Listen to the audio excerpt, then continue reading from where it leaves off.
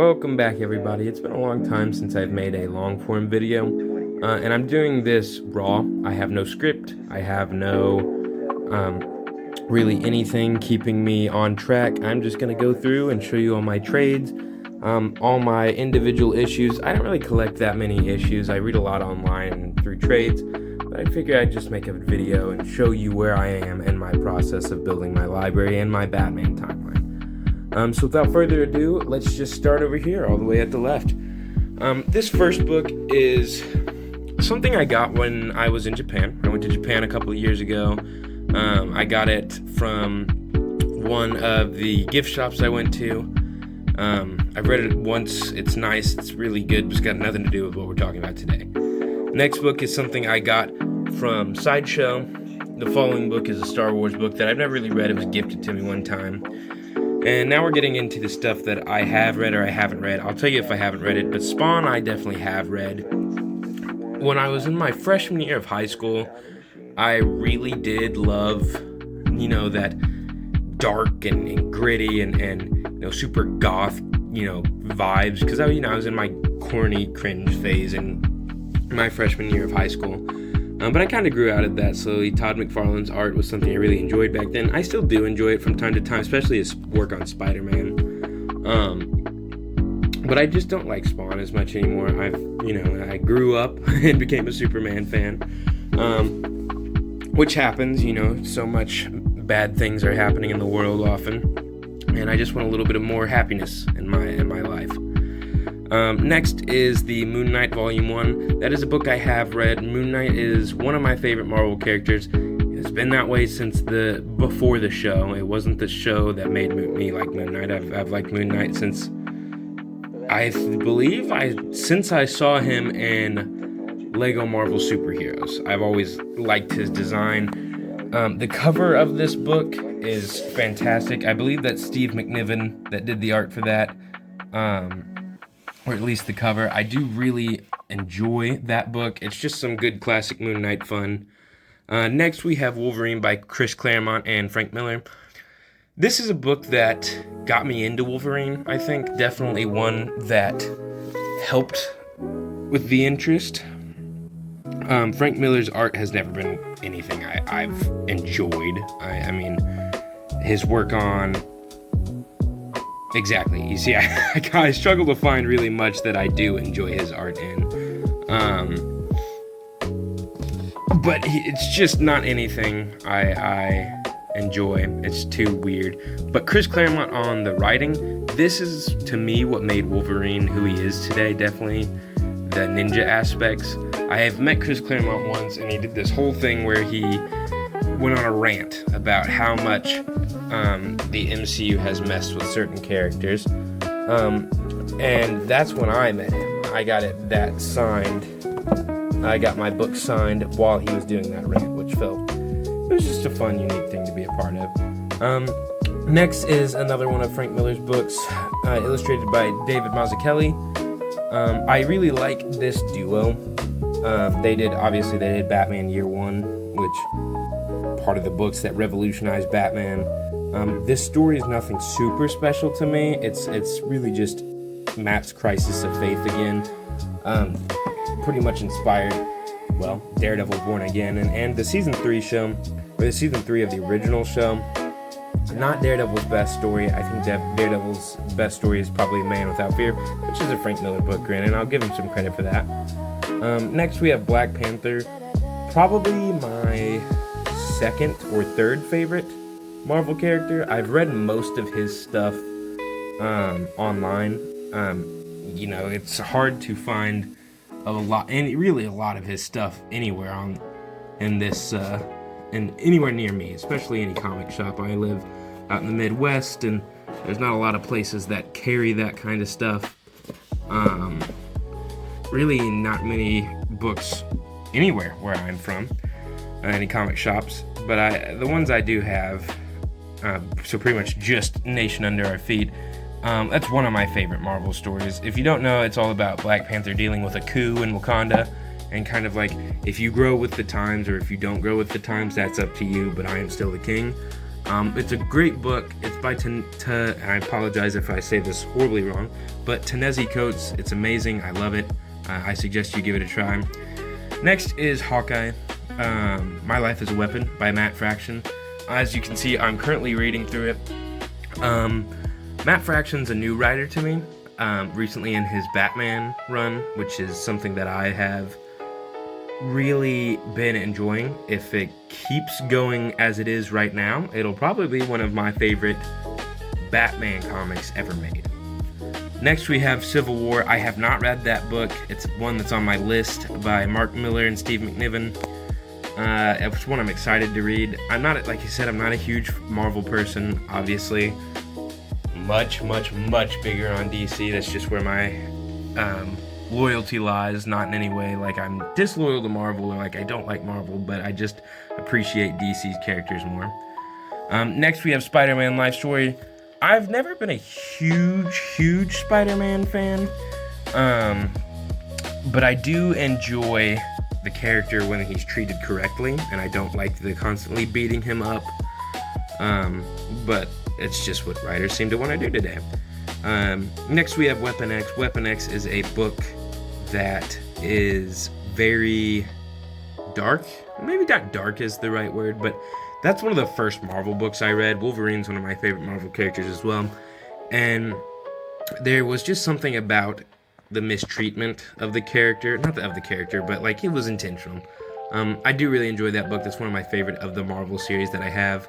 Next I have Fortnite Zero War. I got that a couple years ago when I was little. Not much to say about that book there. I'm gonna have to start flying through these because, you know, I don't know how much I can have on here without, or save to my device without having any problems. But next we have Moon Knight by Jeff Lemire. I love that run. Jeff Lemire is one of my favorite writers right now. He's got some of the best Robin material out there. Next we have Brian Michael Bendis' Moon Knight. I'm gonna be honest with you guys, I hate this book. Brian Michael Bendis is usually good. Sometimes he can be very hit or miss. That's a miss. Next is the Batman and Robin Adventures Omnibus. I have not read this. I got this from a friend. Same with the next two. Following that, I just got Super Sons in today, a series I've been wanting to read for a little while. So I just ordered the first volume. I've got the second one on its way. I'm looking forward to it. I really like Damian Wayne. He is my favorite Robin. It switches on a daily basis between Dick Grayson and Damian Wayne, but I really do appreciate Damian's character.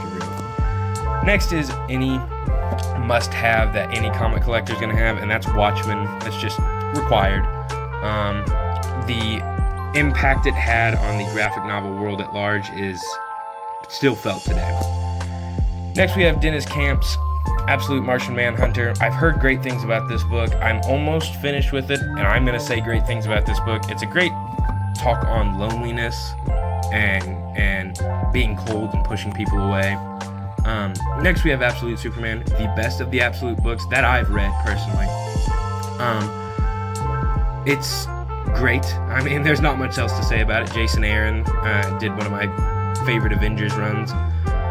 Next we have Absolute Wonder Woman. I love this book. I just love this book. Kelly Thompson is doing fantastic on it. Next is Scott Snyder's Absolute Batman. Not much to say there. Everybody loves it. I love it. It's incredibly unique. Scott Snyder can write the hell out of Batman anytime he wants to. Got a couple misses in my opinion, but that's just Dark Knight's Death Knell. Nothing that's super important. And now we're beginning my Batman timeline. So it begins with year 1 and ends with Scott Snyder's volume 2 and Batman number 51. But it starts with year 1 by Frank Miller and Dave Mazzucchelli, which I love this book. But who doesn't? Then we have the first meeting between Batman and Joker and The Man Who Laughs. Then I have Batman Noel. This is before he meets Robin. This is one of the first times I think Batman sees the effects that Joker has on people. Then The Long Halloween. Not much to say there. One of my favorite comics in my top 5. I did a video a couple of months ago about that. I love that book. I love the detective aspect of it. I love Jeff Loeb. Next we have Batman Night Cries, a very unique book I have, all about child abuse. It's very sad in some aspects, but very human for Batman. He's got a couple of great moments in there. Next we have, this is the first Batman comic that I ever read. Actually, I take it back, this is the first comic that I ever read. I know, right, it's crazy to start with, but It is fantastic. Grant Morrison's fantastic. Dave McKean's art is haunting. Next, we have Dark Victory. This is, to me, the introduction of Dick Grayson, and followed up by Batman and Robin Year One, which is their first couple of missions together. And then follow that up with Robin and Batman by Jeff Lemire. And those are the three quintessential Batman and Dick Grayson books. Follow that up with Batman Ego, particularly Traumatizing Night. And then if you really want to get into the operations day-to-day of Arkham Asylum, Living Hell is really good for that. Following that, we have The Killing Joke. Not much to say there. It's fantastic. Alan Moore is pretty wacky in real life, but really good in the comics industry. I believe he did V for Vendetta, which is another book that I really needed to get. Next, we have, by Jeff Lemire as well, Robin and Batman, Jason Todd. This is the equivalent of Dick Grayson's, but Jason Todd's, and shows the anger that Jason has. Following that, on the next shelf, we have A Death in the Family. I don't like this book, but it's important to the Batman mythos. Following that, we have A Lonely Place of Dying, the introduction of Tim Drake, and, how he becomes Robin, and how Batman copes with Jason Todd's death. My bad, I was blanking there for a second. Following that, we have Nightfall. Very hit or miss. Sometimes some issues are incredible, like when Bane throws Batman down into Gotham Square, and you have some other lackluster ones. Pretty much anything with Jean-Paul Valley's Batman while Bruce Wayne is away is really good, and then Bruce Wayne's return to the Batman mantles. Alright. No Man's Land, I have not read all of it. I'm not a huge big Batman Bat Family fan. I love Batman when he's by himself or with a Robin or with two Robins and Nightwing or something. But, once you start involving Huntress and Cassandra Cain, it starts to get a little willy-nilly and all over the place. But I have that and Omnibus Volume 1. These two are gifts from a friend. I haven't read these yet. I don't know. I flipped through them. I don't know if I'm going to love them. Following that is one of my favorite Batman books ever made, is Batman Universe. Incredibly fun. It's a love letter to the Silver Age of Batman. Then we have the beginning of the Justice League, or not the beginning of, but Batman's, I don't have the beginning of him or his entrance into the league, but these are some of his best Justice League stories from Grant Morrison. And then you have Tower of Babel, which is how he leaves the Justice League. Then we have Superman, Batman. I like to think this is them reconnecting after Tower of Babel. Following that, we've got Hush, then Under the Red Hood, then Nightwing by Peter J. Tomasi. I love Nightwing. I love this book. Tomasi can write the hell out of Nightwing. Following that, we have Final Crisis. Technically, that happens somewhere in the middle of here or after R.I.P. I really like this book. It's probably my favorite Crisis event. Just because, big Superman fan, and Superman has a major hand in the ending to that. Then we have the Batman Fortnite book. It's pretty good, for what it is. Following that, Battle for the Cowl, and then Batman and Robin. This is Dick Grayson as Batman. Following that, we have the Court of Owls saga. Then the Detective Comics Arkham Knight, which is just a book I have, but I know it gets placed right in here. And then I believe Batman's Timeline, in my opinion, doesn't end there, but that if it had to, I would want it to end with Batman and Joker's final fight under the city. Following that, I've got the first volume of The Sandman, then Wonder Woman Gods and Mortals by George Perez. Superman for All Seasons is one of my favorite Superman books. Superman Birthright is really good. Mark Waid is fantastic. He's probably my favorite writer out of all writers, honestly, just because of his knowledge of DC. Then we have the Man of Steel by John Byrne right here. It's okay. It's definitely older. You can tell by some of the ideas in that book. Then we have Superman Smashes the Klan by Jean Lewin Yang. I love this book. I could only find it in singular issues, or not issues, but however it released, and then I finally found it in a trade, and it stuck with my collection ever since. Then Batman Earth 1. It's a wonderful book to begin and end in this not one sitting, but nothing else is here. You don't have to have 4 omnis and a bunch of trades and all this other shit to enjoy just this one book by itself. And then we have Superman Kryptonite. I have a short video about this, about its metaphor for death. Batman Black and White, All-Star Batman and Robin. Not even going to talk about that awful piece of crap. Wonder Woman: Spirit of Truth. I'm trying to hunt down the 3 big books here. War on Crime, Spirit of Truth, and Peace and... I forget what it is. But the Superman one, and I'm trying to collect these in this format. Following that, we have Batman the Flash, The Button. I don't like Tom King's Batman, and that's just when that takes place. The Death of Superman, Green Lantern by Jeff Johns. I love this run. I love this character. Jeff Johns is amazing when it comes to pretty much anything. Next to that is my favorite comic book of all time, Superman Up in the Sky by Tom King, which is hilarious that I hate his Batman run, but his run on, or not run, but this Superman story is fantastic. All-Star Superman, I don't have to say anything about, neither do I have to say anything about The Dark Knight Returns. Kingdom Come's fantastic. I love Mark Waid, as I said. And just 2 books I had gifted to me by my friend. Then we have Superman Space Age, a book I got for some reason and don't really want to read it because the art does not look good. Then my favorite mainstay character DC story is Mr. Miracle by Tom King. Then we have Justice League Origin and Batman White Knight. So altogether, that is my trades. Like I said, I read a lot online. Sometimes it's a very expensive hobby. I mean, everybody here watching this likely knows that. But I was just going to go through and show all my trades and my Batman timeline. But also here recently, I've gotten into collecting single issues, especially to go up on my wall. And my friend just gave me all of Hulk Gray, so I have this out because I'm looking to put it on my wall somewhere. But I have 1 through 6, and I was like, wow, that's very cool. So I'm hoping to, I've been looking on eBay and looking in my stores for the Color Series Spider-Man Blue, Daredevil Yellow. There's another one I'm forgetting. Hulk Gray, Captain America White.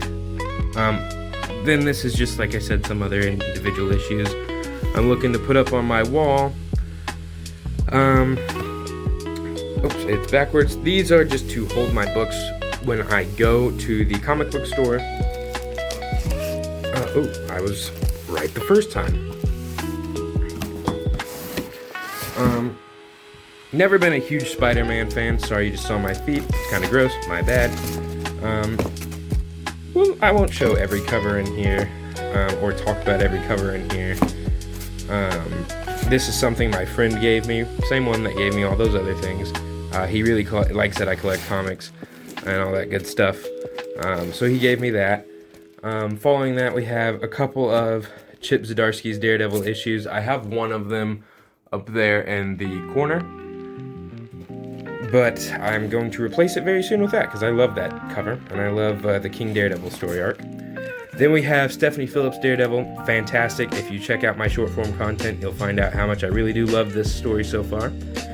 Then, arguably, my favorite Batman run of all time. This is Matt Fraction and Jorge Jimenez. Well, Ryan Sook just took over, but I think Jorge Jimenez returns in the 10th issue.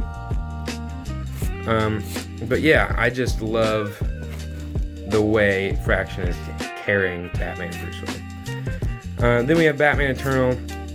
I think after that, Sean Murphy cover.